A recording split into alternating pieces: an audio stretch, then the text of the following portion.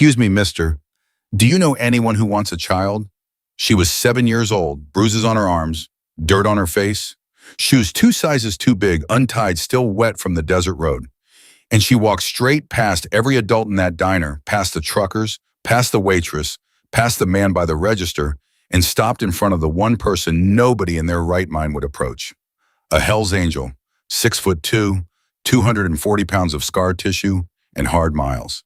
She tugged his leather vest, looked up, and asked the question that broke the whole room in half.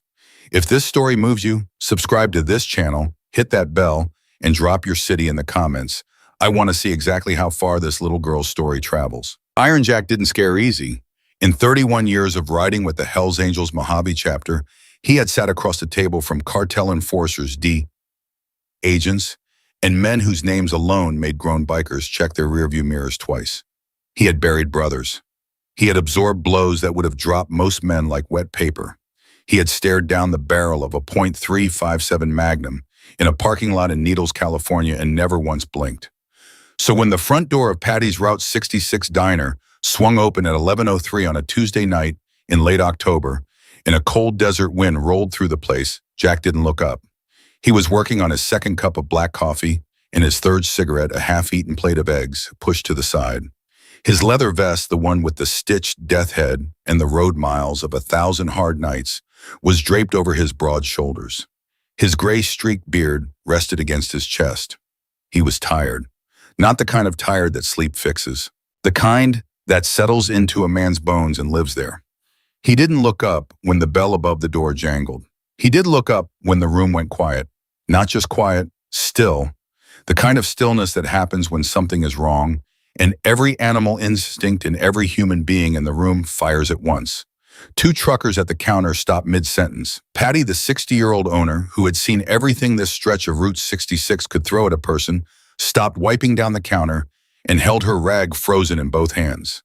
Even Dutch Jack's vice president and road sergeant, who had been halfway through a joke about a sheriff in Barstow, let the punchline die in his throat.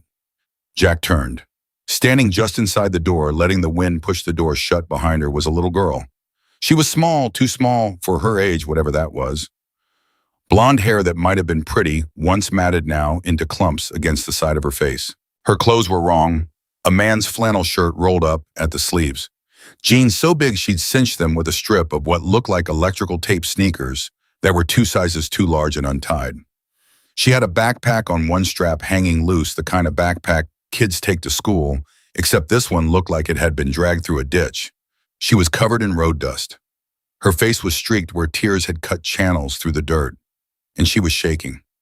Not the shaking of cold, though the desert night was cold enough. The shaking of a person whose body has been running on pure adrenaline for hours and is only now starting to understand that the legs might give out. She stood in the doorway for 3 full seconds, her eyes scanning the room with a kind of desperate calculation that no 7-year-old child should know how to do. She was looking for something, assessing. Then her eyes landed on Jack, and she walked straight toward him. Dutch actually pushed back his chair. Not aggressively, more like a man who has just seen something confusing and needs a moment to recalibrate. Hey, Jack held up one hand, one finger. Wait, the girl stopped in front of his table. Up close, she was worse. Her lower lip was split, scabbed over, but recent. There was a shadow under her left eye, not a fresh bruise, maybe 4 or 5 days old, fading yellow at the edges over a deep purple center. Her right forearm, the one not covered by the rolled flannel, had marks on it that Jack recognized immediately and felt something cold press against the inside of his chest. Those weren't accident marks. She looked up at him. Her eyes were blue. They should have been the eyes of a child. They weren't. They were the eyes of someone who had already learned that the world is not safe, that adults lie, that help is not guaranteed, and that the only thing standing between her and whatever came next was her own nerve. She was using every bit of that nerve right now. Her voice when it came was barely above a whisper, but in that dead silent diner it carried perfectly. Excuse me, mister. Do you know anyone who wants a child? The silence that followed that question was the loudest silence Jack had ever heard. Patty made a small sound, half gasp, half sob, and pressed the rag against her mouth. Dutch stared at the girl like she had just materialized from thin air. Jack didn't move. He kept his face exactly where it was. He had learned a long time ago that a man's face in the first moment of a crisis is either an anchor or an accelerant. If he reacted with shock, she would panic. If he reacted with coldness, she would run. He set down his coffee cup very slowly. He folded his hands on the table, and he looked at her, just looked for a long moment. Sit down, he said. His voice was low, rough from decades of cigarettes and road wind, but calm, completely calm. She didn't move immediately. Her eyes searched his face. She was checking, he realized. She was doing that horrible calculus that abused children do. Is this safe? Is this safer than what I came from? Is this man going to hurt me? Can I trust this?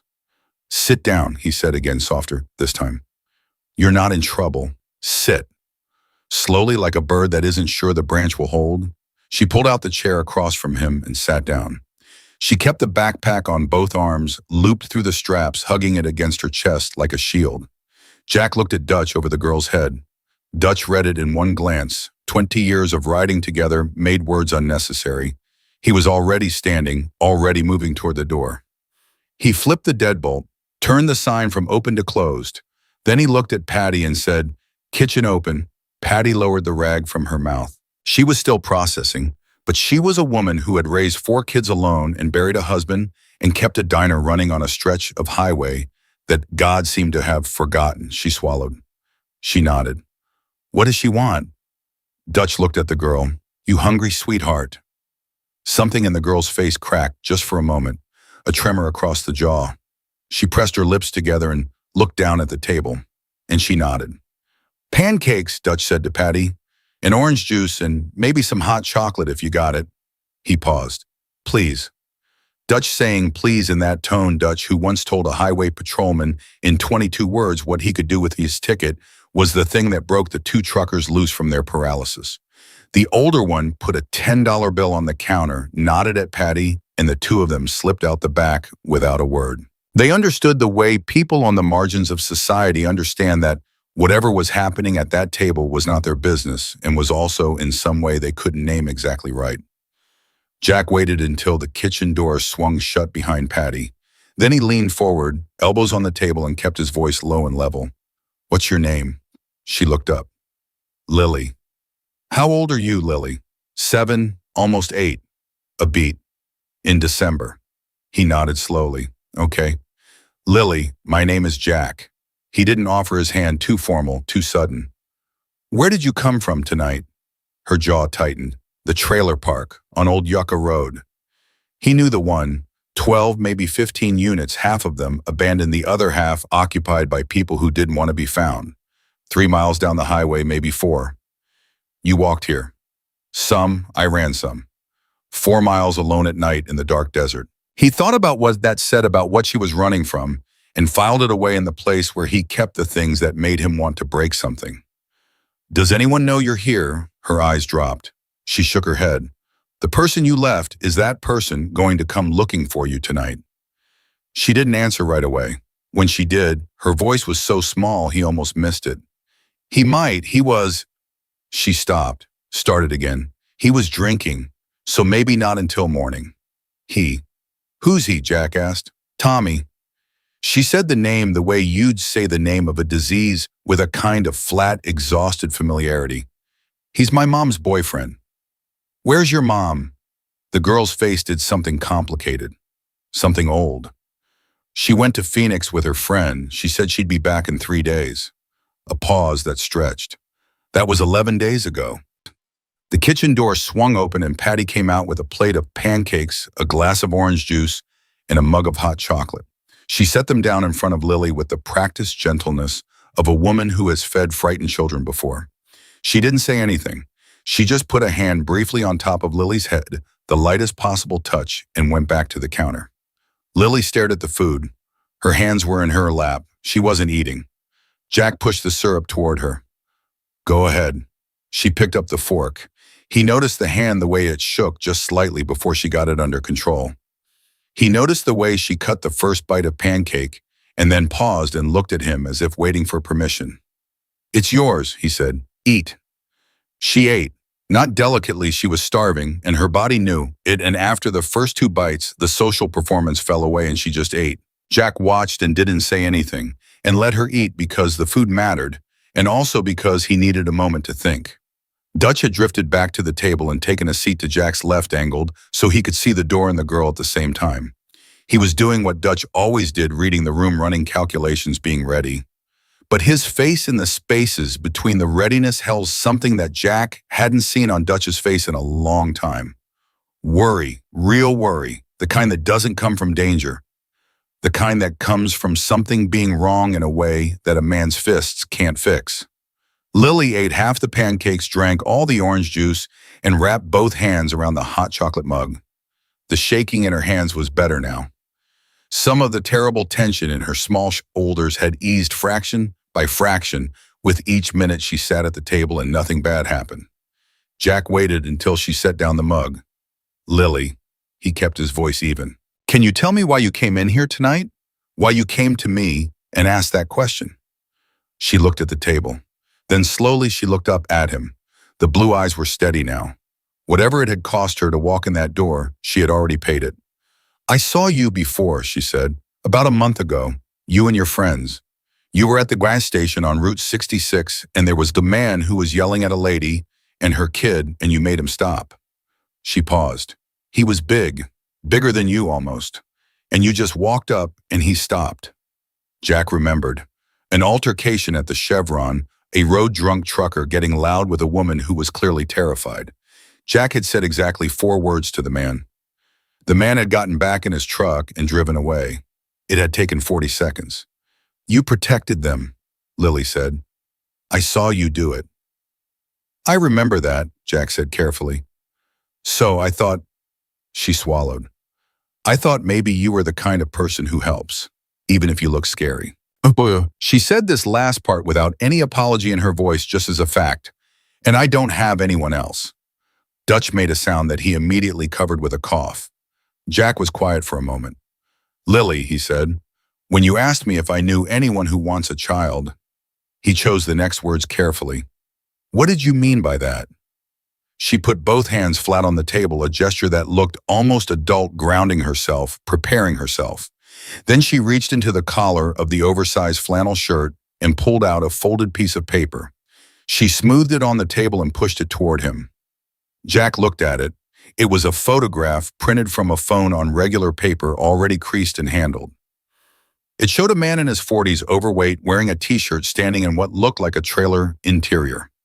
On the back of the paper, handwritten in a man's careless scrawl, was an address in Mexico, Mexicali, and a number. Just a number. 5 figures. What is this? Jack asked, though a part of him already knew. The cold thing in his chest was pressing harder. I found it, Lily said, in Tommy's things 3 days ago.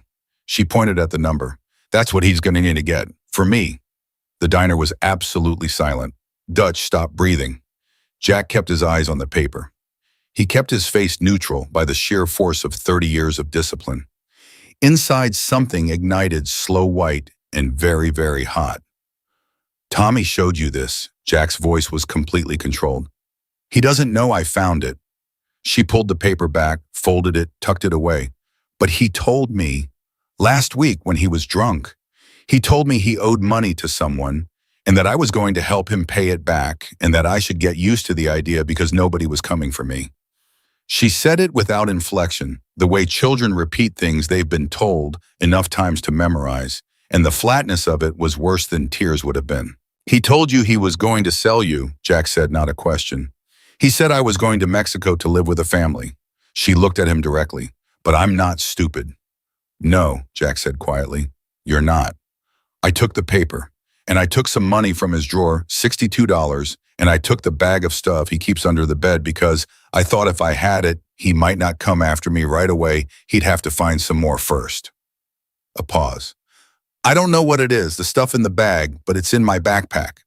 Dutch leaned forward slowly. Lily, the bag he keeps under the bed. Is it like a big Ziploc tied at the top? She nodded. Dutch looked at Jack. Jack looked at Dutch. Tommy wasn't just an abusive lowlife. Tommy was holding product for someone. And Lily had walked out of that trailer with $62, a trafficking receipt, and what was almost certainly a supply package that belonged to someone who was going to want it back. The situation had just become considerably more complicated. Jack sat back. He laced his fingers together on the table. He looked at the girl who had walked 4 miles in the dark desert alone, terrified to ask a biker she'd seen once at a gas station if he knew anyone who wanted a child. He thought about what it had taken to do that, what that kind of courage costs when you're 7 years old and the world has already shown you its worst face. He thought about his daughter. He tried not to. She was 32 now and lived in Sacramento, and they spoke on her birthday and Christmas, and sometimes in between, but he thought about her at 7. He thought about the hypothetical of a world where no one had been there. He let himself think about it for exactly 1 second. Then he put it away. "Lily," he said, "you're not going to Mexico." She looked at him. Something moved in her face, the first hairline fracture in the wall she'd built around whatever hope she had left. "You're going to stay here tonight," he continued. "Patty is going to stay with you. You're going to be safe." He held her gaze. "Do you understand what I'm telling you?" She nodded very slowly. "I need you to tell me one more thing." He kept his voice level, careful. "How long until Tommy realizes you're gone and comes looking?" She thought about it. "He drinks until he passes out. It's usually around midnight. He won't wake up until 8, maybe 9. Jack checked the clock above the counter. 11:47. He looked at Dutch. Dutch was already pulling out his phone. "Okay," Jack said, and his voice had shifted now, not softer, not harder, but different, the way a gear shifts when the road changes. "Then we have some time." He stood up from the table. He was a large man, and the standing up of him filled the space, but he was careful about it, careful in a way that he hadn't had to be careful about himself in a long time. He looked down at Lily. "You did a brave thing tonight," he said, "coming here." She looked up at him, and for the first time since she'd walked through that door, something in her face was young. Just for a moment. Just a glimpse of the 7-year-old she was supposed to be. "Are you going to help me?" she asked. Jack picked up his coffee cup. He drained the last cold inch of it. He set it down. "Already started," he said. He stepped away from the table and moved toward the back of the diner, phone in hand, and Patty came out from behind the counter and sat down across from Lily and started talking to her in the low, practiced voice of a woman who knows how to make a child feel for the first time in a long time like the world has not entirely abandoned her. Dutch fell into step beside Jack, and the two men stood near the back hall. Voices low. "How bad is this?" Dutch asked. "Bad," Jack said. "It belongs to somebody." Which means Tommy isn't operating alone. Jack looked back at the girl. She was holding the mug of hot chocolate again, both hands wrapped around it, and Patty was talking, and she was listening with the careful attention of someone who hasn't had many adults speak to them like they matter. "And whoever Tommy owes money to, whoever that address in Mexicali belongs to, they don't just deal in product." Dutch was quiet for a moment. "Then she's not the first one." "No," Jack said. "She's not." The word landed between them like a stone dropped into still water, and the ripples spread. "Who do we call?" Dutch asked. Jack thought about it. He thought about the local PD Sheriff Briggs, who had been known to lose paperwork when the right people made the right calls. He thought about the county social services office that had been understaffed since the budget cuts 3 years running. He thought about the systems that were supposed to exist for exactly this situation, and he thought about a 7-year-old girl who had walked 4 miles in the dark rather than trust any of them. "Us," Jack said. "We call us." Dutch looked at him for a long moment. Then he nodded once and unlocked his phone. Jack walked back to the table. Lily looked up at him. Patty gave him the nod. "She's okay, she's holding," and stepped back. Jack sat down again. He looked at the girl. "I'm going to ask you some questions," he said, "and I need you to tell me everything you remember. Everything. Even the things that seem small. Can you do that?" Lily straightened in her chair. She set down the mug. She looked at him with those blue eyes that had no business being so steady. "Yes," she said. And outside in the cold desert night, the Mojave wind moved through the highway scrub and pushed against the windows of Patty's diner, and somewhere 3 miles down Old Yucca Road, a man named Tommy slept off his drunk in the dark trailer that he thought still held a secret. He was wrong, and the clock on the wall above the counter ticked forward toward midnight. Lily talked for 47 minutes straight. Jack didn't interrupt. He didn't write anything down. He just sat across from her with his hands folded on the table and his eyes on her face, and he listened the way a man listens When he understands that every word matters, not just what is said, but how it's said, where the voice drops, where the eyes go, where the pauses live. Dutch had stepped outside to make calls. Through the diner window, Jack could see the orange ember of Dutch's cigarette moving back and forth in the dark, the low murmur of his voice carrying through the glass without words. Patty had quietly refilled the hot chocolate and then disappeared behind the counter, doing dishes she'd already done once, giving the table the kind of distance that decent people instinctively offer when something private and terrible is unfolding nearby. Lily talked about Tommy moving in 8 months ago. She talked about how it started small things, the kind of small things that children notice and adults explain away. Food missing from her plate, being sent to her room during conversations, the way he looked at her sometimes across the kitchen, long and assessing the way you look at something you're trying to decide what to do with. Then it escalated. Jack let her tell it at her own pace, and he did not let his face change. She talked about the first time Tommy hit her, not a slap, not the ambiguous kind of contact that can be argued about later, but a closed fist deliberate because she'd spilled a glass of juice and the sound of it breaking had woken him from a nap. She was wearing a long-sleeve shirt in October, not because of the cold. She talked about her mother. She talked about it carefully with the particular precision of a child who loves someone and is also terrified of that someone and has spent a great deal of time trying to reconcile those two facts. Her mother wasn't bad. Her mother was weak. Her mother had a problem with pills that made her soft and distant and easy to lead away. Tommy led her away. First across town, then to Phoenix, then further and further, and the gaps between phone calls got longer, and the calls themselves got shorter. And now it had been 11 days, and the last text Lily had received from her mother's number said, "Be good for Tommy," and that was it. When she said that part, just those 4 words, "Be good for Tommy," something happened to her voice. Not a crack, not tears. It was worse than that. It flattened. All the life went out of it for exactly 1 sentence. And then she pulled it back and kept going, and Jack understood that she had already grieved this particular thing and put it in whatever compartment a 7-year-old builds for the griefs that are too large to carry in the open. He understood that compartment. He had built one himself a long time ago. He hated that she knew how. "The man in the picture," Jack said when she paused, "on the paper you found. You said it was printed from a phone. Did you see the phone?" She nodded. "It was Tommy's. He left it on the kitchen table when he went to the bathroom. The picture was already open. Did you see any other pictures? Any names? Any other numbers?" She thought hard.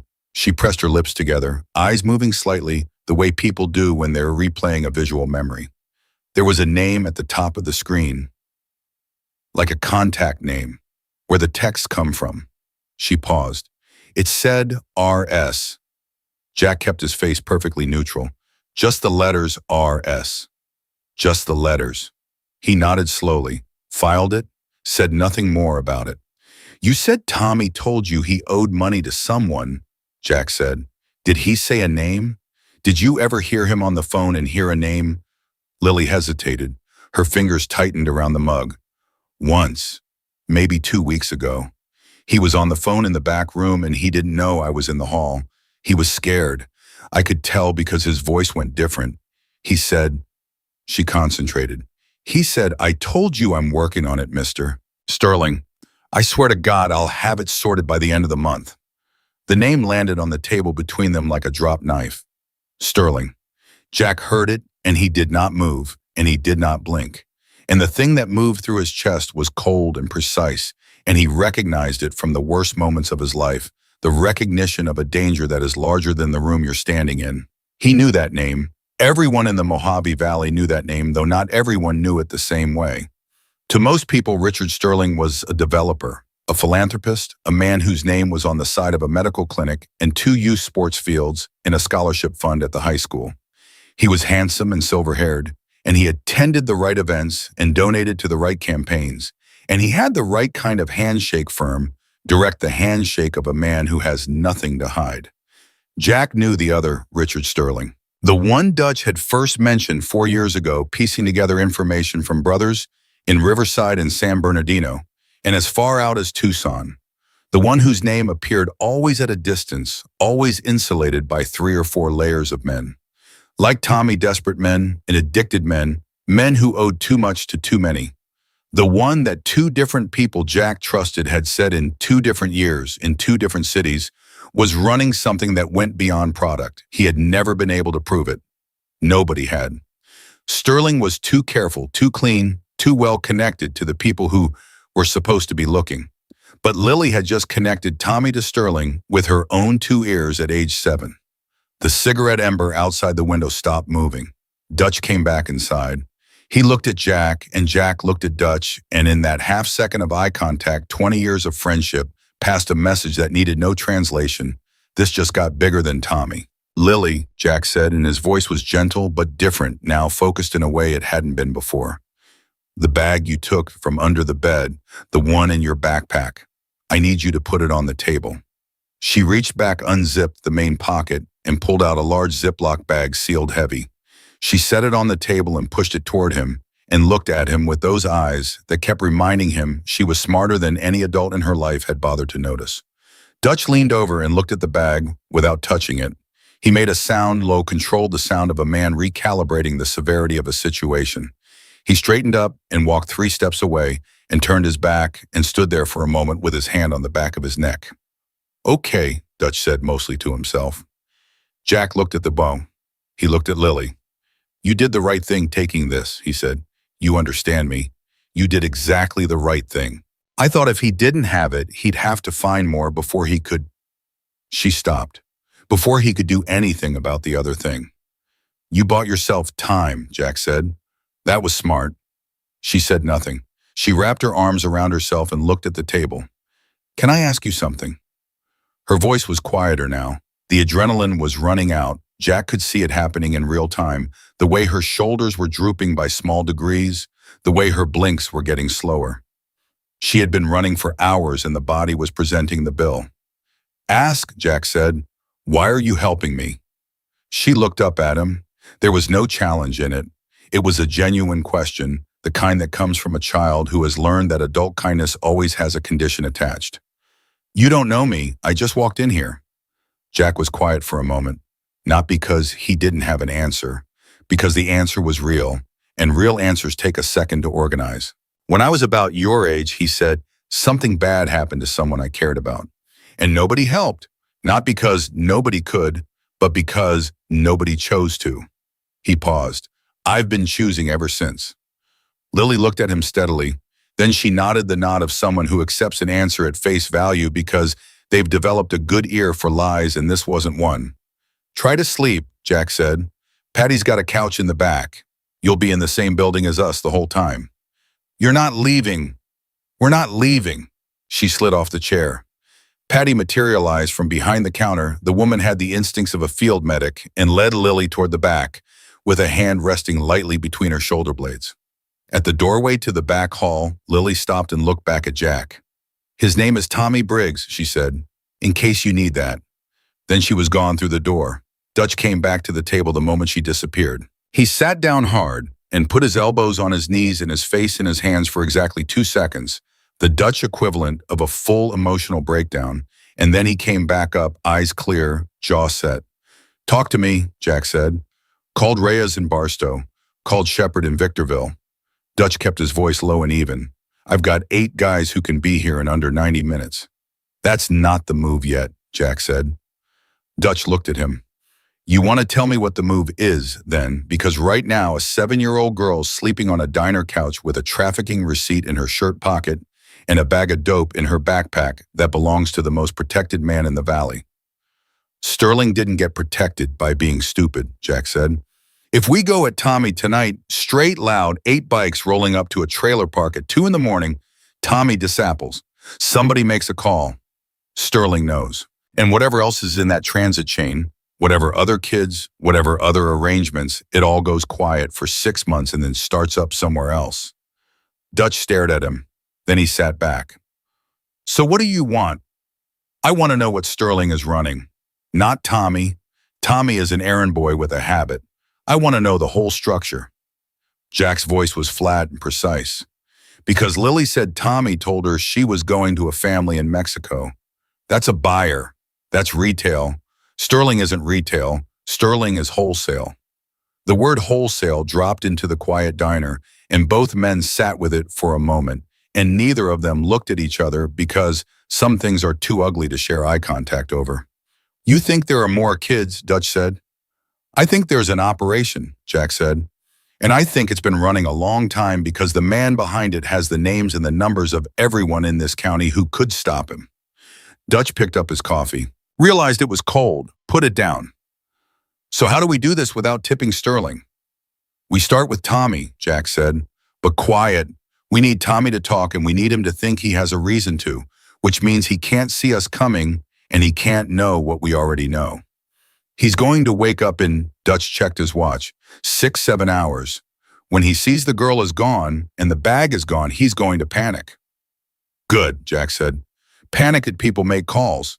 And when Tommy makes his call, I want to know who he calls first. Does he call the buyer in Mexicali or does he call Sterling? Dutch looked at him slowly. Because if he calls Sterling first, then Sterling already knows something went wrong, which means Sterling is already cleaning up. Jack met his eyes.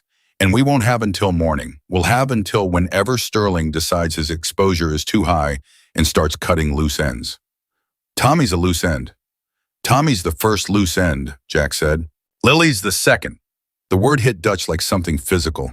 He straightened up. Then we don't wait.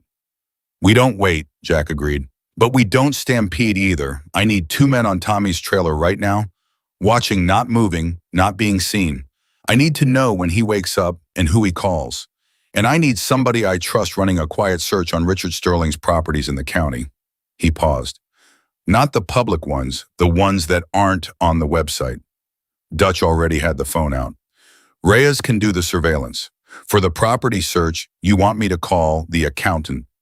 The accountant was a man whose real name Jack hadn't used in so long, he sometimes had to think about it. He was 58 years old, he lived in a rented house in Palmdale, and he had once in a former life worked for a federal agency that he never named and which had never officially employed him. He and Jack had an understanding that went back 15 years and had been paid for in the currency that mattered most in their world, silence kept when it counted. Call him, Jack said. Dutch stepped outside again. Jack sat alone at the table. The diner was quiet. Patty moving softly somewhere in the back, the hum of the refrigerator case, the occasional gust of wind pressing at the windows. He stared at the surface of the table and let himself for exactly one moment feel the weight of what Lily had walked into this diner carrying.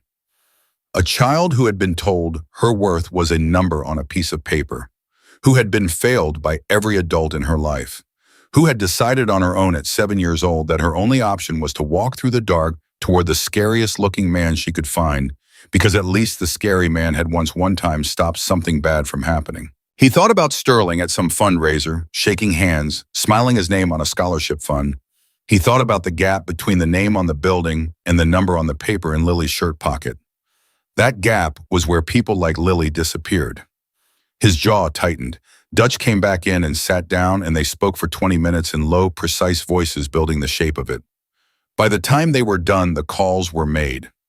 Reyes and a man called Ortega were already pulling off the highway onto Old Yucca Road in a single dark truck, no headlights, going in slow. The accountant had been woken up, and after one long exhale and a pause that meant he understood the stakes, had said he'd have preliminary property information within 3 hours. It was 12:41 in the morning. Jack stood up and stretched, and his back cracked in 3 places, and he walked to the counter and poured himself a fresh cup of coffee because the night was nowhere near done. He was standing at the counter with the cup when Patty came out of the dining hall, pulling the door softly shut behind her. She came to the counter and stood across from him, and they looked at each other, and Patty said very quietly, "She's asleep, out in about 30 seconds. Poor baby's been running on empty for days." She paused. Her left shoulder. I saw it when I helped her with her shirt. There's a burn mark, Jack. Cigarette. Old one healed over, but...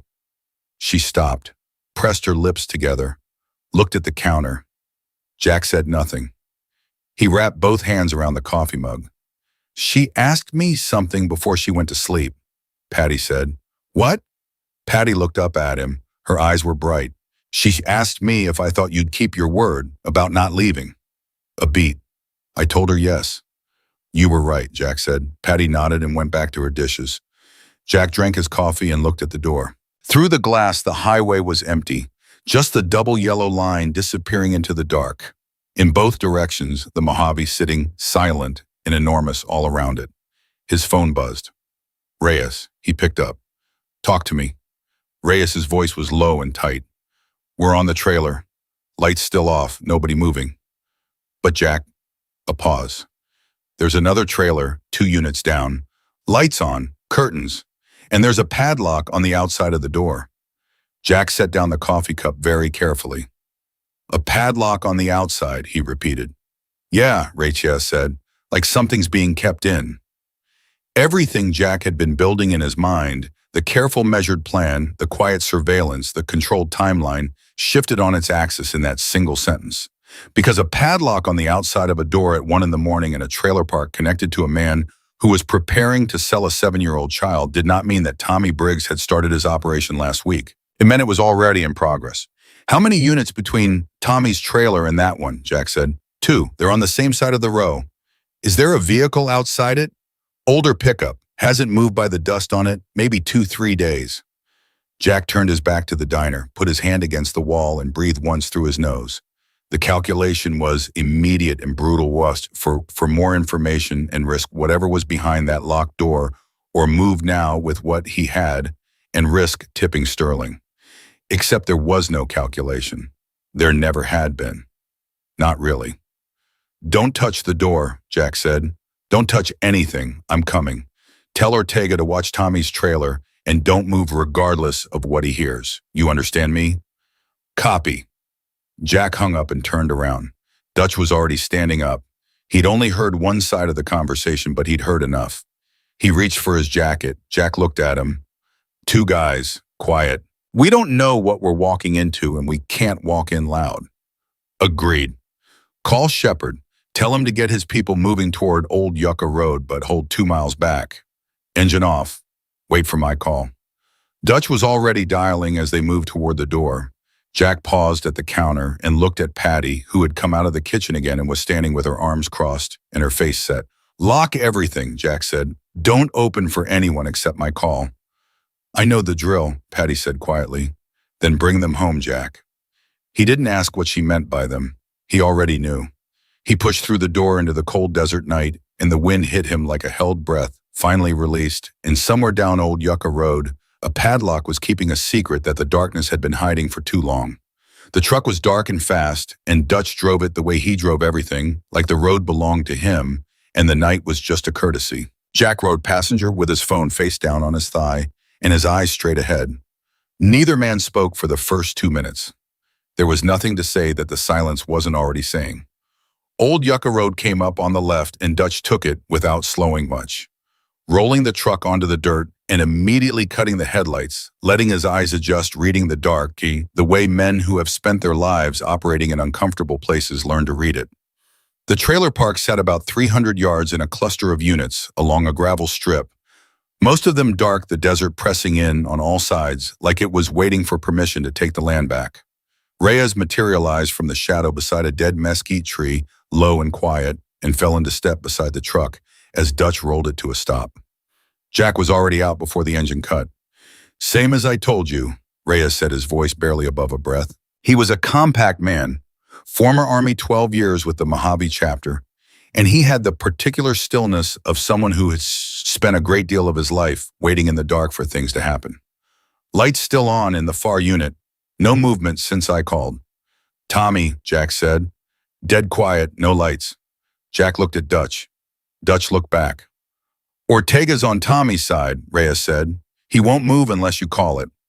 They moved on foot, the 3 of them staying wide of the gravel strip, keeping to the softer ground along the edge. The cold was harder out here than it had been at the diner the desert at 2 a.m, holding nothing back, the kind of cold that gets into the hands and the bone and reminds a man that the Mojave is beautiful and will kill you without any particular malice. Jack felt none of it. He was running entirely on something else. The taut, focused energy that he recognized from the worst nights of his life, the nights where everything mattered and the margin for error was 0. They stopped 20 feet from the padlock unit. The light inside a single lamp, by the quality of it, nothing overhead, pressed soft yellow at the edges of the curtain on the single window. The padlock was a heavy combination model, the kind you buy at a hardware store when you want something that will hold against a person who doesn't have tools. It was on the outside hasp, the outside. That single detail kept hammering at Jack the way a wrong note hammers at a musician, insistent, impossible to ignore. He put his mouth close to Reyes's ear. You hear anything from inside any point since you've been watching. Reyes hesitated for exactly 1 second, which told Jack the answer before the words came. Once, about 10 minutes ago, what sounded like, he stopped, like a kid, coughing. Jack straightened up. He looked at Dutch. Dutch's jaw was set so hard the muscle in his cheek was jumping. Bolt cutters, Jack said. Dutch went back to the truck at a low run. He was back in 90 seconds. Reyes took them. He was the most precise with his hands. Jack stood to the side, Dutch on the other, and Reyes worked the bolt cutters onto the lock shackle and leaned into it, and the lock gave with a sharp metallic snap that seemed to split the night in half. All three men froze. Listened. Tommy's trailer stayed dark. Jack put his hand on the door handle. He kept his voice just above silence. I go in first. Both of you hold unless I call. He opened the door. The smell hit him before anything else, stale air. Fast food wrappers, the particular staleness of a closed space that hadn't had fresh air in days. The lamp was a plug-in nightlight, actually not a lamp. A small amber oval plugged into the baseboard, the kind sold for children who are afraid of the dark. In its light, Jack saw the interior of the unit in pieces, a bare mattress on the floor, a plastic bag of food, an empty water jug on its side. And on the mattress pressed against the far wall, arms wrapped around each other, were two children, a boy and a girl. The boy looked about 10. The girl was younger, maybe 8, maybe less. Both of them staring at Jack with wide, frozen eyes, the eyes of small animals who have been in cages long enough that they no longer react to danger with sound. They had learned in whatever time they'd been in this room that making noise made things worse. The boy moved in front of the girl. Automatic, protective. His chin was up even though every other part of him was shaking. Hey, Jack said. He kept the door mostly closed behind him, and he crouched down immediately, bringing himself to their level, making himself smaller, which was not easy to do, but which he understood was the only right thing. Hey, my name is Jack. I'm not going to hurt you. Okay, I'm not going to hurt you. The boy said nothing. He didn't lower his arms from in front of the girl. I know you don't know me, Jack said, and I know you have no reason to trust me. But I have a little girl at a diner about 4 miles from here, and her name is Lily, and she did something really brave tonight, and I think she'd want me to find you. He kept his voice completely even. Can you tell me your name? The boy's chin wobbled, just once. Then he steadied it. Marcus, he said. His voice was hoarse. How long have you been in here, Marcus? Marcus looked at the girl behind him. Something passed between them, the wordless communication of children who have been through something together. 3 days, he said. I think it's hard to tell. Is anyone else in here with you? There was another boy, Marcus said. They took him yesterday, or I think yesterday, in a car. He paused. He was crying. Jack absorbed that. He did not let it show. He held Marcus's eyes and kept his voice steady. I'm going to get you out of here. Both of you. Right now. My friend Dutch is right outside that door, and he's going to help me. Is that okay? The girl behind Marcus made a small sound and pressed her face against his back. Marcus reached behind himself and found her hand. Is Lily okay? Marcus said. Jack blinked. You know Lily. She was here. Marcus's voice shifted, something cracking in the careful composure he'd been holding. She was in here with us 2 nights ago, but she got out through the window on the other side. She bent the screen back.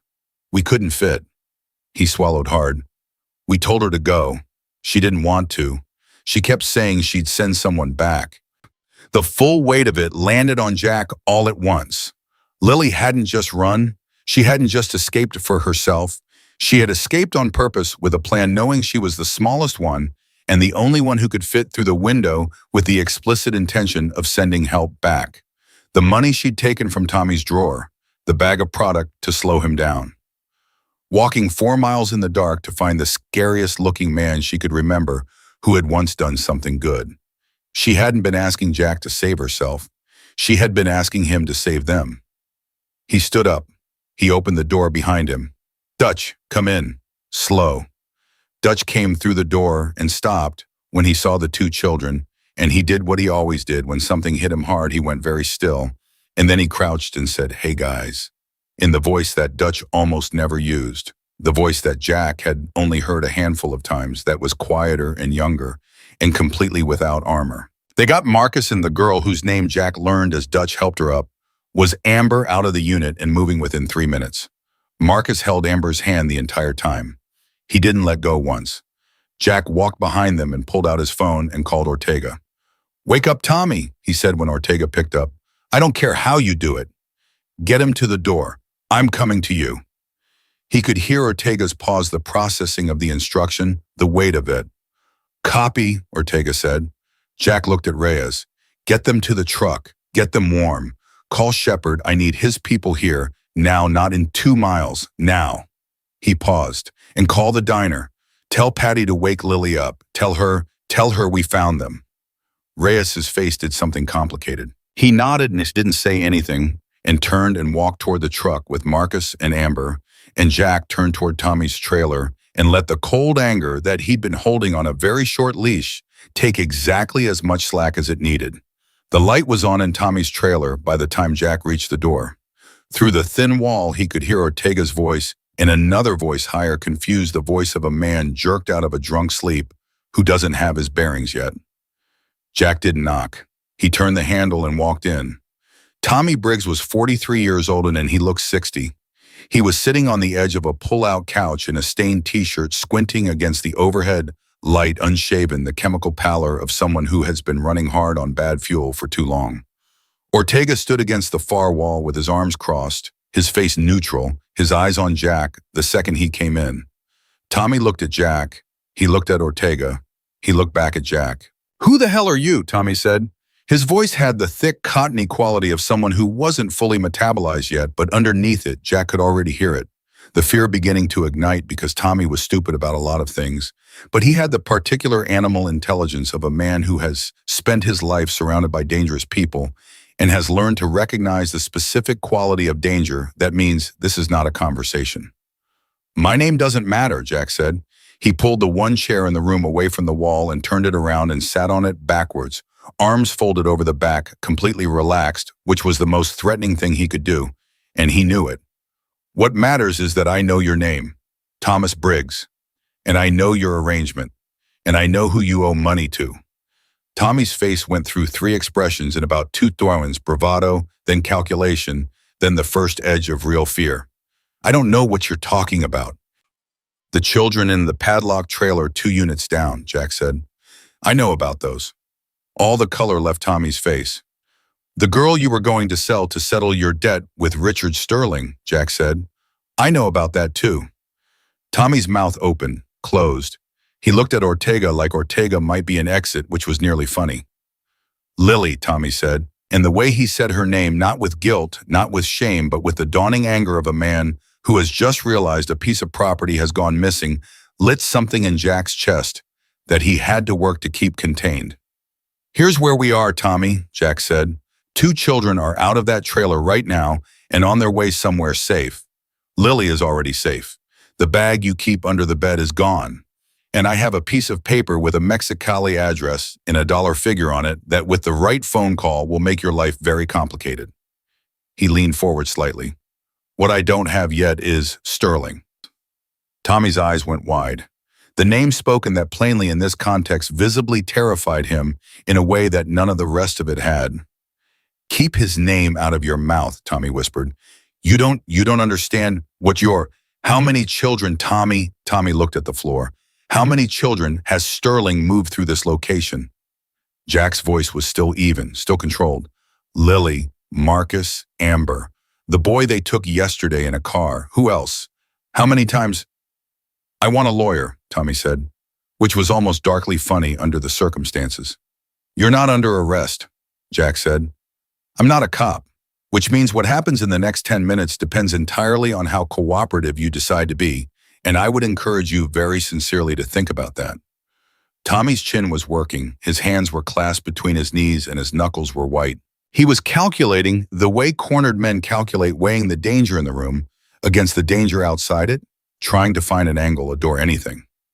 Sterling will kill me, Tommy said, not dramatically, just as a fact. Sterling will kill you whether you talk to me or not, Jack said. You're already a loose end, Tommy. The second this thing unravels, even one layer, you're the first one he cuts. You know that. He paused. The only question is whether you have anything to trade. Tommy looked up. His eyes were bloodshot and afraid, and underneath all of it, exhausted in the way of a man who has been doing terrible things for a long time and has stopped being able to not know it. How many kids? Jack said again. Quieter this time, more direct. Tommy's throat worked. Since last spring, he said. I didn't count. The number hung there unspoken, and somehow that was worse than any specific figure. Where does Sterling keep them before transport? Jack said. Tommy shook his head. I only know this location. That's how he runs it. Nobody knows the full chain, just their own link. But you have his number. Tommy went still. RS, Jack said. In your phone, you called him to tell him you were handling Lily. You called him when your debt was getting too big. He watched Tommy's face. And when you wake up this morning and find that bag gone, and that girl gone, the first call you make is to restore him, isn't it? Tommy didn't answer. That's what I thought, Jack said. He stood up. Here's what's going to happen. You're going to make that call right now while I'm standing here. You're going to tell Sterling there's a problem that you need to meet. Tommy's head came up. Are you out of your mind? You're going to arrange a meeting, Jack continued, and you're going to show up to it. And I am going to be close enough to hear every word that is said. He held Tommy's eyes. If you do that, I will make sure that when the legal part of this catches up, and it will catch up Tommy, I promise you that I will make sure the people who decide what happens to you know that you cooperated fully. And if I don't, Tommy's voice had gone very small. Jack looked at him for a long moment. Then I walk out of here and I make a different set of calls. And the people I call won't be as interested in giving you options. The silence in the trailer stretched out for 15 seconds that felt like 15 minutes. Tommy picked up his phone from the table beside the pull-out couch. His hand was shaking badly. He found the contact, just 2 letters, just RS, and he looked at Jack one more time with the eyes of a man standing at the edge of something he can't come back from. Speaker, Jack said. Tommy pressed the button, put the phone on the table between them. The dial tone rang once, twice, 3 times, 4, then a voice answered. And it was smooth even at, Jack glanced at his watch, 2:47 in the morning. Unhurried. The voice of a man who controls enough things that being woken up in the middle of the night is never a surprise, only a variable. This better be important, Thomas. Tommy swallowed. He looked at Jack. Jack nodded once. There's a problem, Tommy said. I need to see you. A pause. 3 seconds. Controlled the way a man controls a pause to remind you who has the power. What kind of problem? Tommy opened his mouth. And then something happened that Jack had not anticipated and that changed everything in the space of a single sentence. Because Tommy looked at Jack and his face went through something, not bravery, nothing that generous, but some wretched cornered decision of a man who has decided that there is only one card left. And instead of giving the answer Jack had just told him to give, Tommy said, voice cracking straight down the middle. The girl got out, Richard. She found the angels. The line went dead. Tommy dropped the phone and it clattered on the table, and he put his face in both hands and made a sound that was half sob and half the sound of a man who has just understood that he has about 6 hours to live. Jack grabbed the phone off the table before the screen locked. The call, history, the duration, 31 seconds. He looked at Ortega. Get him up. He goes with us. Now. Ortega had Tommy by the arm before the sentence finished. Jack was already outside, already dialing Dutch, already calculating the new timeline, because Sterling had just been told 2 things: that the operation was compromised and that the Hells Angels were involved, which meant Sterling was not going to run. Sterling was going to clean. He was going to move fast and methodical through every loose end in his chain, and he had the resources and the connections to do it, and Tommy Briggs was just one name on a list. Dutch picked up on the first ring. Sterling knows, Jack said. He just hung up. We've got maybe 2 hours before he starts moving. Moving how? Moving everything. Jack was walking hard toward the truck, now the desert air cutting through his vest. The stars overhead indifferent and cold and enormous. The kids in transit, the evidence, the people who can talk. He stopped walking for 1 second. Dutch, the accountant, where are we on Sterling's properties? He heard Dutch's intake of breath. Just got the text while you were inside. Sterling owns a commercial property on Sage Road registered to a shell company, not to him. 6 acres. Warehouse structure. Off the county maintenance grid. Sage Road, Jack knew it. Industrial corridor, largely empty, the kind of location that exists in desert counties for no other purpose than to provide square footage to things that don't want to be looked at. How far? Jack said. 14 minutes from here. Jack reached the truck. Marcus and Amber were in the back seat. Reyes was beside them, and both kids were wrapped in the emergency blanket from the truck's emergency kit. And Marcus was eating a granola bar that Reyes had found somewhere with the focused, exhausted intensity of a boy running his body on empty. Amber had her eyes closed, but Jack could see by the tension in her small face that she wasn't sleeping. Jack put his hand on the top of the doorframe and looked at Marcus. You doing okay? He said. Marcus looked at him. He still had the granola bar in his hand and crumbs on his chin, and he looked like exactly what he was, a 10-year-old boy who had been through something that no 10-year-old boy should have been through, and who was holding himself together by the sheer stubbornness of someone who decided a long time ago that falling apart was not an option. Is Lily really safe? Marcus said. You're sure? I'm sure. Marcus nodded and looked down at the granola bar. And then very quietly, more to himself than to Jack, he said, she said she'd come back for us. She said it when she was climbing out the window. I told her not to make promises she couldn't keep. He paused. She said I keep my promises. Jack stayed with that for a moment. 7 years old, cigarette burn on her shoulder, 11 days without her mother, 4 miles in the desert dark. I keep my promises. He got in the truck. He looked at Dutch. Sage Road, and he said. Dutch already had it in gear, and behind them in Tommy's trailer, the phone on the table sat dark and silent, and 300 miles away, in a house in the hills, Richard Sterling was making calls of his own moving pieces on a board he had always believed only he could see. He was about to find out he was wrong. 14 minutes felt like 4. Dutch pushed the truck hard through the empty highway. No headlights once they turned off the main road, running on moonlight in the faint glow of the instrument panel. Shepard's crew was behind them, somewhere in the dark. 8 bikes and 2 trucks, engines cut to minimum, rolling in loose formation, the way the chapter moved when the situation required silence over speed. Jack could feel them back there without seeing them. 23 years of riding had given him a sense for the weight of his people, the way a ship captain develops a sense for his crew below deck. He had Tommy in the back seat between Ortega and Reyes. Tommy had not said a single word since they'd left the trailer park. He was sitting with his elbows on his knees and his face down, the posture of a man who has made his last bad decision and is only now beginning to understand the full architecture of what it cut on. Jack wasn't watching him. He was watching the road and running numbers in his head. Sterling had 31 seconds of warning. The question was what a man like Sterling did with 31 seconds.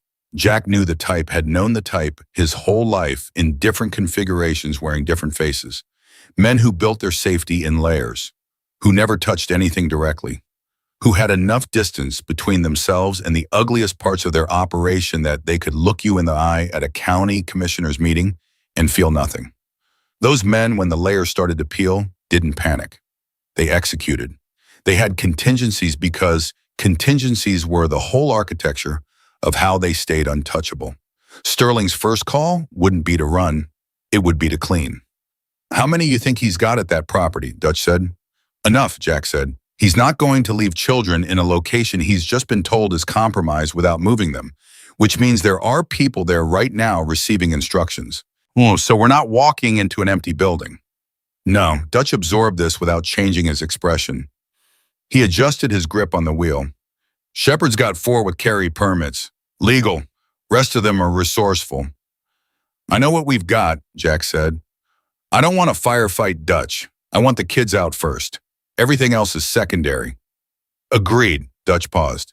You think Sterling is there himself? Jack considered it. Well, no, men like Sterling don't go to their own fires. They send some to make sure the fire looks like an accident. He looked out the window at the dark desert flying past. But I want a record of this place. I want photographs. I want the accountant's documentation of that shell company.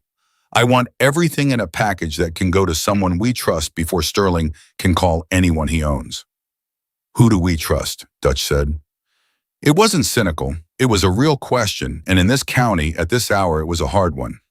Federal, Jack said, not local, not county. There's an agent I know out of the Riverside field office. We've had an understanding for about 6 years. She's never burned me. I've never burned her. Dutch glanced at him sideways. A Fed. A Fed who has been trying to build a case on human trafficking in the Inland Empire for 3 years and keeps hitting walls she can't explain.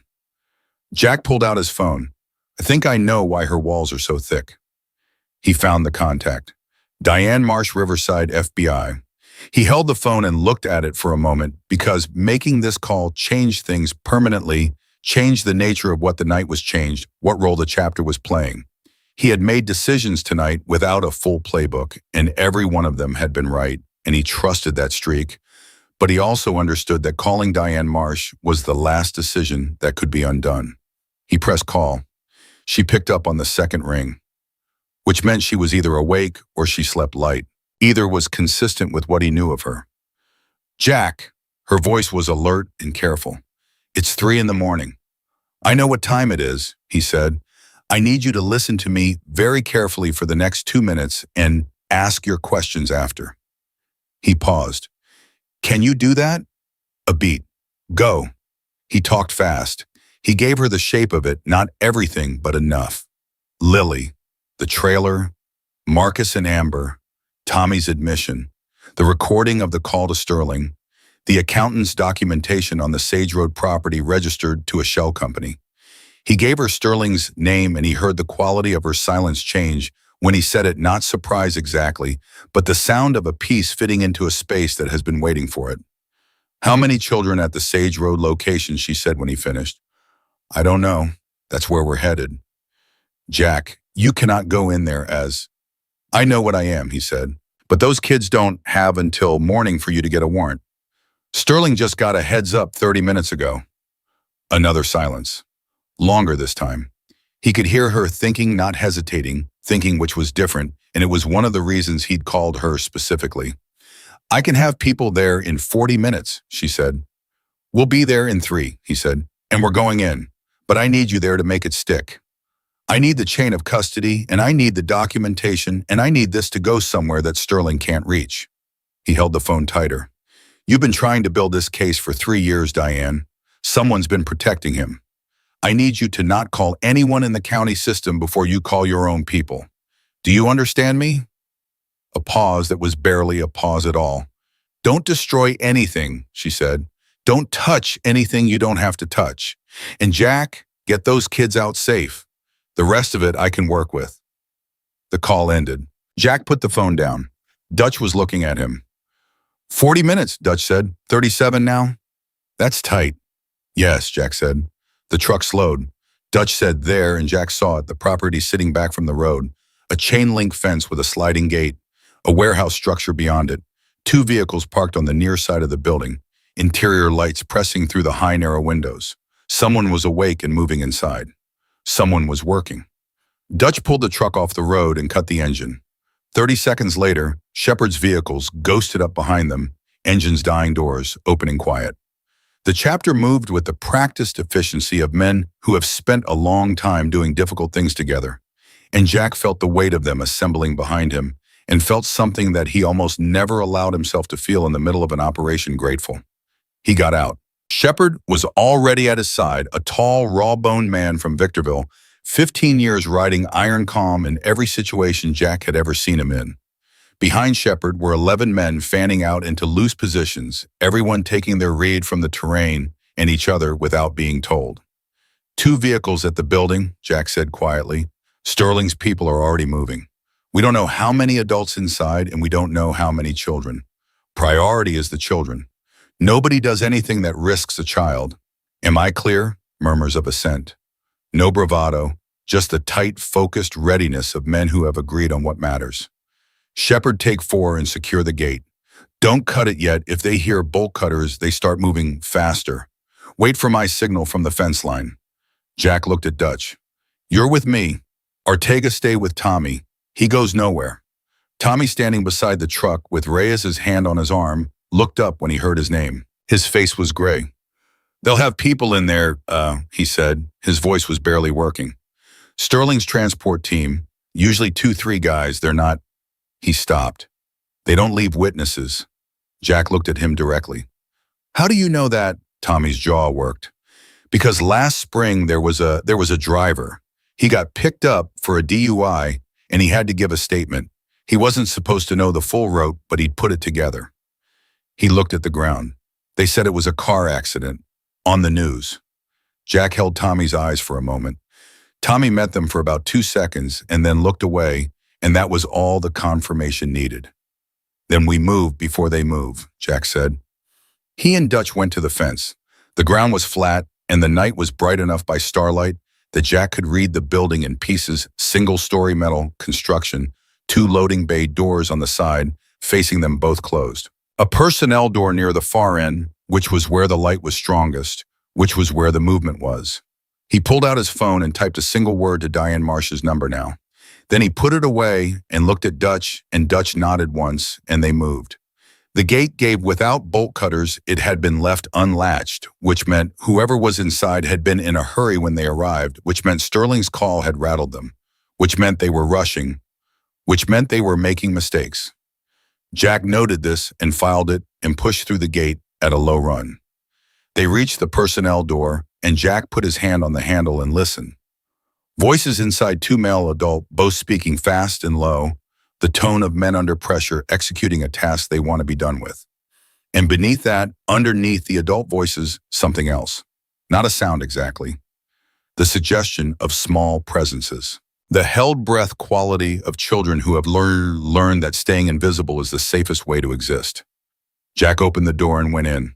The 2 men inside were in the middle of the warehouse floor with a rolling cart and several large duffel bags, and they turned the instant the door opened, and the larger one, heavy, close-cropped hair, the look of a man who does this professionally, reached immediately for his hip. Don't, Jack said.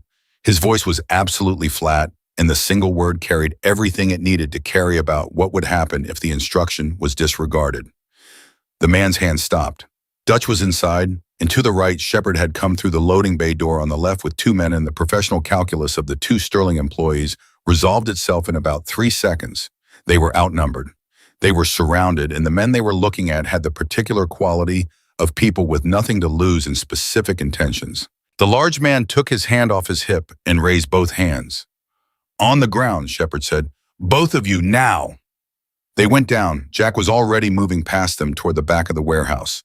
Because the voices were back there, the adult voices he'd heard had been near the door, but there was another area sectioned off by a temporary partition, and behind it the held breath quality of the children was stronger. He pushed through the partition. There were 5 children in an improvised holding area, cots, in a portable toilet, in cases of bottled water, the infrastructure of a transit stop, the terrifying logistics of people who have done this enough times to know what supplies are needed. The children were between approximately 6 and 12 years old, 3 girls and 2 boys, and they were all awake and all staring at him with the same eyes that Marcus and Amber had used back at the trailer park, the eyes of children who have been inside fear for so long that the arrival of a new adult triggers threat assessment before anything else. Jack stopped in the doorway. He did not advance. He crouched. "My name is Jack," he said, and his voice was the same voice he'd used with Lily, with Marcus, with Amber. Steady, low, emptied of everything except the single message he needed to convey. "I'm here to get you home." Nobody moved for a moment that lasted a long time. Then one of the girls, the youngest with dark hair and a tear-tracked face, said in a voice like a thread pulled almost to its breaking point, "Are you a policeman?" "No," Jack said. He didn't lie to children. "But there are police coming, and you are safe right now, I promise you that." The girl looked at him. She looked at the walls. She looked at the door behind Jack where she could hear movement and voices. "My mom is going to be so worried," she said. And something cracked all the way through Jack's chest with a clean, irreversible fracture. Not pain exactly, but the thing underneath pain, the bedrock that pain comes from, The deep human recognition of what it costs to be small and alone and frightened and uncertain whether anyone is looking for you. I know, he said. We're going to fix that. He stood up and turned to find Dutch right behind him, and Dutch was looking at the 5 children and doing what Dutch always did when he was hit hard, going very still, very controlled, the stillness of a man managing something that would otherwise be unmanageable. Get them out, Jack said quietly. Dutch stepped forward and started speaking to the children in the tone he'd used with Marcus and Amber, and Shepard was already organizing the extraction with the quiet precision that Jack relied on him for, and Jack walked back through the partition to where the 2 Sterling employees were still face down on the warehouse floor, with 2 of Shepard's men watching them. He crouched beside the larger one. He took the man's phone from his pocket. The man said, "You can't." "I just did," Jack said. He checked the call log. 3 outgoing calls in the last 25 minutes. 1 to a number labeled only with a single initial S. 1 to a number with no label. 1 to a Mexicali area code. He photographed the screen. He put the phone in his vest pocket. Then he stood and walked to the warehouse door and looked out into the desert night where his people were moving children toward the trucks, and he thought about Richard Sterling, somewhere in this county, making his own calls, pulling his own levers, or confident that the machinery he had built was strong enough and well-oiled enough and protected enough to survive a single night's disruption. His phone buzzed. Diane Marsh. "I have 3 vehicles en route," she said. 22 minutes. "How many?" "5 here," Jack said. "Plus 2 we already have. Total 7 children accounted for, plus 1 boy taken by vehicle earlier tonight, origin and direction unknown." He heard her writing. "Adults. 2 detained. I have 1 cooperating witness, Tommy Briggs' Old Yucca Road trailer park. He's agreed to talk." He paused. "Diane, Sterling's people made a call to a Mexicali number about 12 minutes ago. Before we got in, that could be a transport already in motion. I'll flag it across the border contact," she said immediately.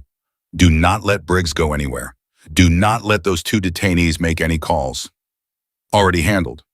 "Jack," her voice shifted slightly, still professional, still controlled, but with something underneath it. "The shell company on Sage Road.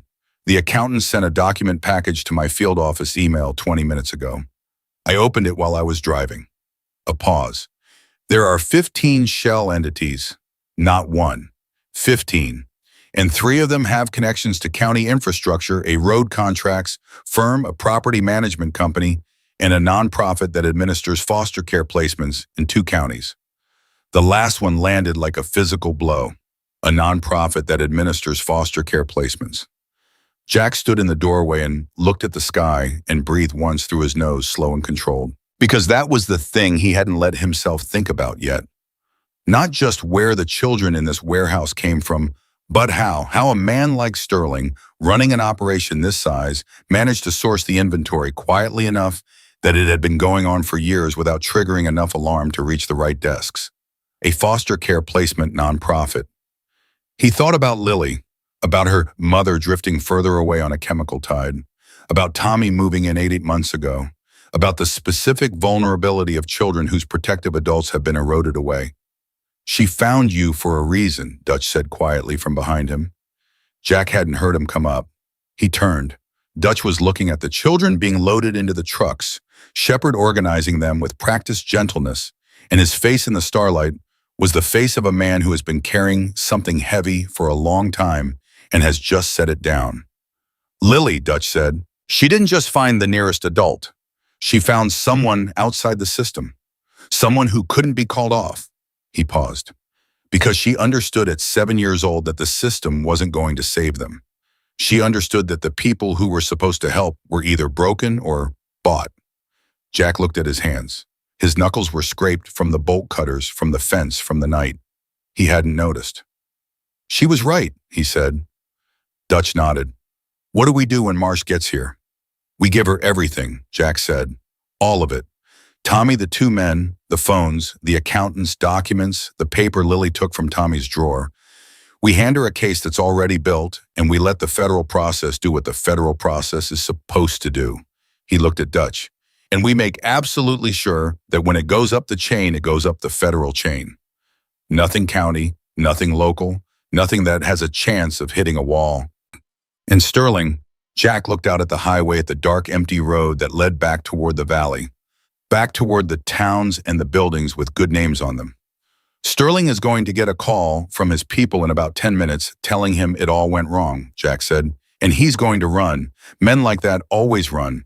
They have plans for running, money, moved IDs, ready, a direction already decided. He paused.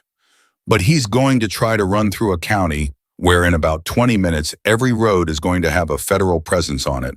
Because I'm going to tell Diane exactly which direction he'll go. Dutch looked at him. You know which direction? His property management company has a holding in Nevada, near Laughlin. That's the direction. How do you know that? Because the accountant told me 40 minutes ago, Jack said, and because men who build their escape routes always build them toward the thing they think they control. He dialed Diane again. And she picked up on the first ring, driving hard, the sound of the vehicle engine behind her voice. Nevada border highway toward Laughlin, Jack said. Silver BMW registered to a holding company, accountant has the plate. That's your man. He heard her relay the instruction immediately to someone in the vehicle with her, not hesitating, not questioning his source, the trust between them, spending itself on something that mattered. Jack, she said, coming back, when I get there, your people, I need them to cooperate with my team. They will. And then I need them to go home, Jack said. We'll be gone before you're fully on scene. You'll have Tommy, you'll have the two men, you'll have the children, and you'll have everything you need. He paused. The rest is on you, Diane. A silence. Then, the children, are they okay? He looked at the trucks where 5 frightened kids were being wrapped in emergency blankets and given water and spoken to in the careful, kind voices of men who did not know how to do this and were doing it anyway. They will be, he said.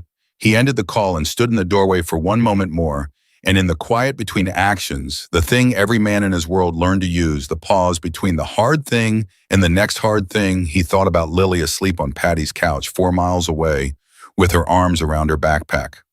He thought about the 7-year-old who had looked at a padlocked door in a window and made the brutal calculation that she was the only one small enough to fit, and that meant she was the one who had to go. He thought about what she had asked him when she first sat down across from him. Do you know anyone who wants a child? He had heard the question the way she'd meant it, as a desperate offer, as the words of a child who had been made to feel like a burden, a problem, a liability to be resolved. But standing here now with 7 children loaded into trucks and a federal agent 20 minutes out, and Richard Sterling driving fast toward a net he didn't know was already drawn, Jack heard the question differently. He heard it the way it should have been heard all along, not as an offer, as a plea. Does anyone in this world want me? Does anyone choose me? Is there anyone who will come? He turned back inside the warehouse. There was work still to do. He had a little girl to get back to. Diane Marsh arrived at 17 minutes, not 20, which told Jack something about how hard she'd pushed her vehicle through the desert dark. He watched her from the truck as she pulled in with 2 black SUVs behind her, watched her get out and scan the scene with the practiced efficiency of someone who has arrived at compromised locations before and knows how to read what's already been done. She was mid-40s, short hair, the kind of face that gave nothing away until it chose to. She took in the warehouse the 2 detained men zip-tied near the loading bay, Shepard's crew loading into their vehicles with the disciplined quietness of people who understand they need to be somewhere else, and the 5 children sitting with water bottles in emergency blankets near the truck. She looked at Jack. He walked to her. They met halfway across the gravel, and she looked up at him. She was a full foot shorter, with the expression of a woman who has just received confirmation of something she suspected for 3 years and is managing the emotional weight of that confirmation in real time. 7 children total, Jack said without preamble. 2 at this location already transported to our vehicle. 5 here. 1 male child transported by Sterling's people earlier tonight, direction unknown, Mexicali connection flagged. He reached into his vest and pulled out the phone he'd taken from Sterling's man. Call log, 3 outgoing in the last 40 minutes. Photographed but not deleted. Chain of custody starts with you. She took the phone and didn't look at it yet. She was looking at him. Tommy Briggs. In the truck, cooperative. Scared enough to stay that way. He paused. He's going to need protective custody the moment this goes formal. Sterling has people in local law enforcement. We don't know how many, we don't know how high. Her jaw tightened. I know, she said. The document package your associate sent my office, the foster care nonprofit.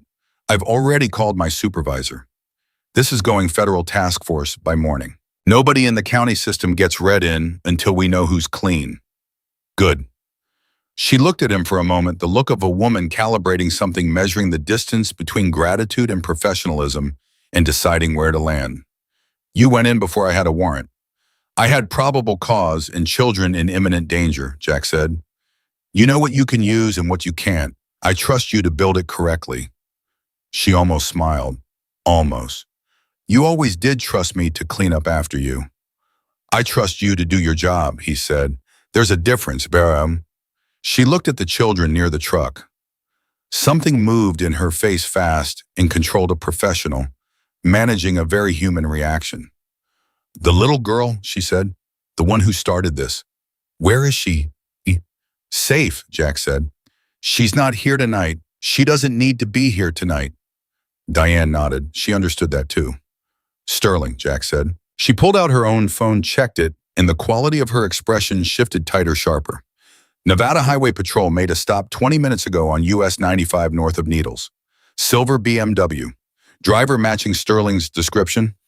He had a bag in the trunk with $200,000 in cash and a passport in a different name.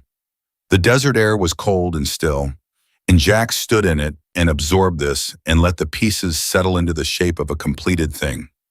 Richard Sterling, whose name was on a clinic and a scholarship fund, and 2 youth sports fields whose handshake was firm, and whose smile was easy, and whose machinery had been quietly consuming children for years, was sitting on the side of a Nevada highway, watching his life collapse from the inside out. He's done, Jack said. He's done, Diane confirmed. She extended her hand. He shook it. Go home, Jack. He walked back to the truck and got in and looked at Dutch and said, drive. Dutch drove. They rode in silence for a few minutes, the highway unrolling in the headlights, the desert sitting enormous and indifferent on both sides. Tommy was in the follow vehicle with Ortega heading to meet Diane's people. Marcus and Amber were in the back seat. Marcus had his eyes open, staring at the ceiling of the truck with the exhausted processing look of someone whose mind is running far ahead of their body's ability to keep up. Amber was asleep with her head against his shoulder, and he hadn't moved so as not to wake her. Jack turned around and looked at Marcus. Your family, Jack said. Who do we call? Marcus blinked. Something moved across his face, the word family landing in a place that had been braced for impact and wasn't sure how to receive something that wasn't a blow. My grandma, he said, in Fontana. Her name is Ruth. I know her number. Tell Dutch, Jack said. Marcus recited the number and Dutch already had the phone out, already dialing, and Jack turned back to face the front while behind him he heard a phone ring 3 times and then a woman's voice, sleep rough and immediately fiercely awake the moment her grandson said, Grandma, it's me, and then a sound that no screenwriter or novelist could adequately describe because it was the specific sound of a grandmother who has been praying into a silent phone for days and has just heard the prayer answered. Marcus talked for 2 minutes and his voice cracked exactly once when Ruth asked if he was hurt, and he said, I'm okay, Grandma. And the way he said it, not performing bravery, not suppressing fear, just stating what he needed to be true until it was true, cracked something open in the cab of the truck that neither Jack nor Dutch commented on. Dutch cleared his throat once and looked very intently at the road. They pulled into Patty's diner at 4:17 in the morning. The lights were on. Through the window, Jack could see Patty behind the counter moving around, and he knew she hadn't slept, and he knew she never would have, and he thought that there was a specific kind of courage in that. The courage of staying and waiting and keeping the light on, which is sometimes the hardest kind. He got out of the truck. He walked to the door. He pushed it open. Patty looked up from the counter. She read his face in 1 second and put her hand over her mouth and looked at the ceiling for a moment and then looked back at him and said very quietly, How many? 7, Jack said. All accounted for. Patty exhaled a breath that seemed to have been held for hours. She nodded and pressed her lips together and turned back to the counter because Patty was not a woman who fell apart in front of people, and she had eggs on the griddle already because Patty had known with the bone-deep, pragmatic faith of a woman who has seen enough of the world's worst and best that there would be hungry people coming through her door before this night was done. Jack walked to the back hall. He pushed open the door softly. Lily was awake. She was sitting cross-legged on the couch with the emergency blanket around her shoulders and her backpack in her lap, and she looked up when Jack came in, and her face did the thing that 7-year-old faces do when they are trying very hard to look older than they are and have almost completely succeeded. "You were gone a long time," she said. "I know." "Did you find them?" She asked it directly with the deliberate levelness of someone who has prepared themselves for a bad answer. Jack sat down on the edge of the couch. "I found them," he said. "Marcus and Amber are in the truck outside right now." Something broke open in Lily's face, not theatrically, not in a flood of tears, but in the specific way of a person who has been holding a structure together by sheer will and is only now allowing one wall to come down. Her chin went just for a second. She pressed her lips together hard. Her eyes filled but didn't spill. "The others," she said. "5 more at a different location," Jack said. "All safe, federal agents with them right now." She nodded. She looked at the backpack in her lap. Her hands were very still. "Tommy," she said. "Cooperating with federal authorities," Jack said. "He won't be coming after you." Sterling. He looked at her, a 7-year-old saying that name sitting on a couch in a diner at 4 in the morning, the same name that had made grown men go quiet. "Arrested about 40 minutes ago," he said. "It's over, Lily." She looked at him for a long moment, the blue eyes steady processing running through the architecture of what he just said and testing each wall of it for load-bearing truth. "You kept your word," she said. "I told you I'd start it," he said. "I don't start things I don't finish." She looked at him for another moment. Then she slid off the couch blanket still around her shoulders, and Jack stood up and she walked straight into him and put her arms around his midsection and pressed her face against his vest.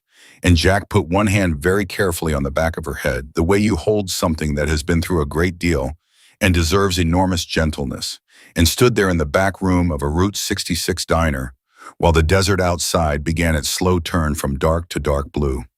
He stood there for a long time. Marcus came in from the diner with Dutch behind him, Amber still half asleep on Dutch's shoulder because she had refused to be put down. Marcus saw Lily and stopped, and the two of them looked at each other across the small room with the particular intensity of people who have been through something together that only they fully understand. "You did it," Marcus said. Lily pulled back from Jack and looked at Marcus. She wiped her face with the back of her hand, the quick practical gesture of someone who is not interested in being seen crying. "I told you I would," she said. Marcus sat down on the couch. He looked at his hands. Then he looked at Jack. "Is Ruth coming?" "She's driving from Fontana now," Jack said. 3 hours, maybe less, knowing her. Marcus nodded. He looked at Lily again. "Where are you going to go?" The question landed in the room and sat there, and Lily didn't answer immediately, and Jack looked at the floor for a moment, because it was the question he had been carrying since the moment she'd walked into the diner. The question underneath all the other questions, the one that the night's work had not resolved. Lily had no one. Her mother had drifted away on the chemical tide. Tommy was gone. The system, the one that was supposed to catch children who fell, had a non-profit in it with Sterling's fingerprints on it, which meant the catch net had a hole cut into it by design. Lily had nowhere to go. She seemed to understand this. She sat back on the couch and pulled the blanket tighter, and didn't look at Jack and didn't look at Marcus and looked at the wall with the expression of someone doing math they already know the answer to. It was Dutch who spoke. Dutch, who never said the extra thing, who communicated in minimum words and maximum precision, who had once gone 3 days without a non-operational sentence on a run to Arizona and seemed entirely comfortable with the silence. Dutch said, "There's a process." Jack looked at him. Dutch was looking at the ceiling with his arms crossed. "For foster licensing. For people who want to provide a safe placement while a permanent situation gets sorted." He paused. "I know, because Reyes went through it 4 years ago for his nephew." Another pause. "It's not as complicated as it sounds. If someone had a stable home and a background that could be managed." He looked at Jack sideways, hypothetically. The room was quiet. Jack looked at Dutch for a long moment. Dutch looked back at him with the absolute neutral expression of a man who has said precisely what he meant to say and is waiting for the response without applying any pressure. Jack looked at Lily. She was looking at Dutch with the careful, assessing expression he'd come to recognize, the one that checked for conditions, for strings, for the catch that adult kindness usually had attached. "You'd have to go to school," Jack said. He said it the way a man says a thing he is testing out loud for the first time, turning it over, checking the edges of it. "Regularly." Lily looked at him. "I like school," she said. "There would be rules." "What kind of rules?" "Reasonable ones," he said. "Bedtime, homework, meals that don't come from a gas station." A beat. "That doesn't sound like rules," she said. "That sounds like a normal life." Something moved through Jack's chest, old and enormous and completely unexpected, the feeling of a door he'd bricked up a long time ago developing a crack of light around its edges. He looked at Dutch. Dutch was studying the ceiling with great concentration. "It's not decided tonight," Jack said carefully. "There are processes, like Dutch said. There are people who will be involved in where you go and how." He held her eyes. "But I want you to know that whatever happens next, you are not alone. You understand me?" Lily looked at him for a long time. The blue eyes that had walked 4 miles in the dark and told the most dangerous man in the diner the truth, and climbed out a window to save children she barely knew. "Okay," she said, simply, without drama. The way a person says a word when they mean it completely and don't need to decorate it. Patty appeared in the doorway. "Pancakes," she announced in the tone of a woman who has decided that the time for sitting with the difficult feelings is over and the time for eating is now. "All of you, up. I made enough for an army and I will be genuinely offended if it goes cold." Marcus stood up immediately, which was the appropriate response to Patty's particular brand of authority. Dutch unfolded himself from the wall. Amber stirred and looked around and said, "Where are we?" In the groggy, ground zero voice of a child waking somewhere unfamiliar, and Dutch said, "Somewhere safe." And she looked at him and apparently decided that was enough, because she slid off his arm and walked toward the smell of pancakes. Lily stood up. She still had the backpack. Jack looked at it. "You can put that down," he said. "You don't need to carry that anymore." She looked at the backpack. She'd been carrying it since she'd fled the trailer, the weight of it across her back like a second skin. The money, the product, the paper with the address, the whole evidence of the night she decided to stop waiting for someone to save her and go find the saving herself. She slipped it off her shoulders. She set it on the couch. Then she walked into the diner. Jack stood in the back room for a moment alone. He looked at the backpack. He looked at the couch with its rumpled emergency blanket. He thought about a 7-year-old who had slept here for a few hours, holding herself together in the dark, waiting to find out if the word of a man she'd met once at a gas station meant anything.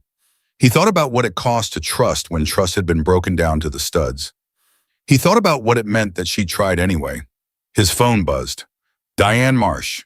Sterling in custody. Full booking. Federal charges filed. Judge contacted. No bail on arraignment flight risk with cash and secondary ID. It holds, Jack. It all holds." He read the message twice. Then he typed back 2 words. "Thank you." He put the phone in his pocket and walked into the diner.